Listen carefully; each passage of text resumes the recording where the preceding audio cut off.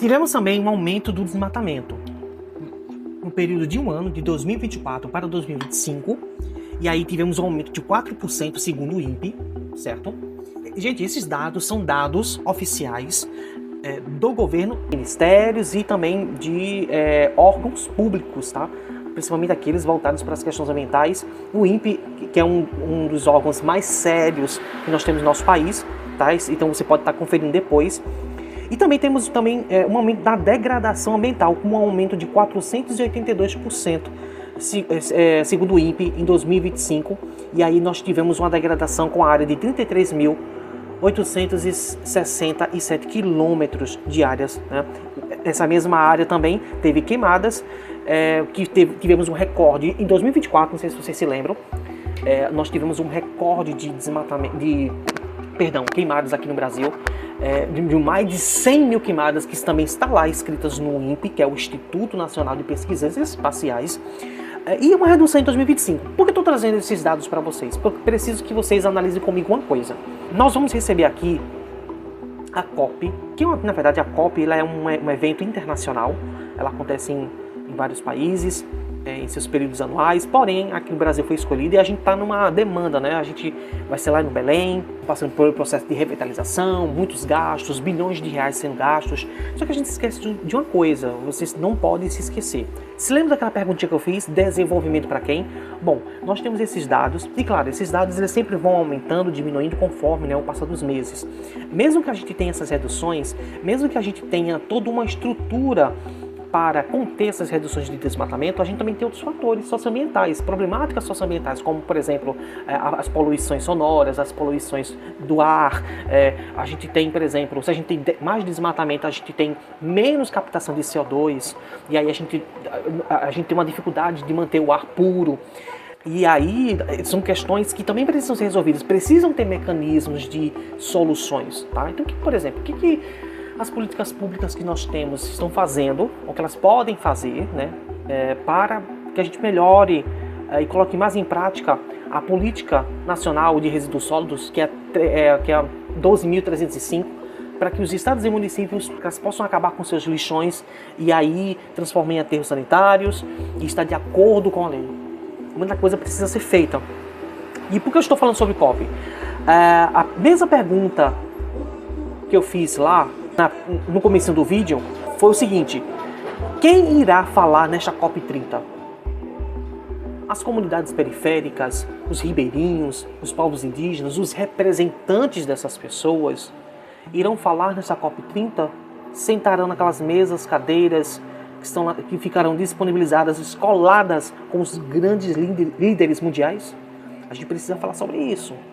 Ah, mas isso é uma bobagem, essa coisa, dessas coisas militantes, essa coisa revolucionária. Nós precisamos falar sobre isso, eu não tenho medo, não tenho vergonha desse discurso. A gente precisa ser militante, a gente precisa ser revolucionário e a gente precisa entender. Os povos indígenas irão falar nessa COP? Os ribeirinhos irão falar sobre essa COP? Os políticos que estão batalhando irão falar nessa COP?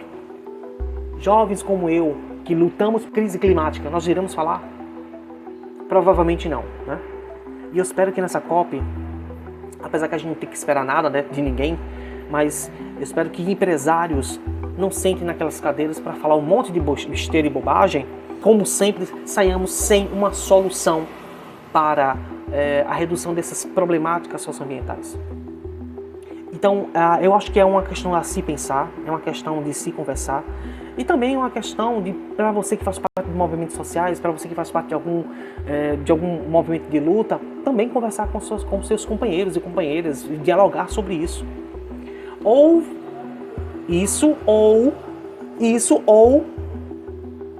Mais um evento que vai acontecer no Brasil, que vai gerar dinheiro e que vai gerar também gastos também, e depois cada um vai para suas casas e nada disso se resolve.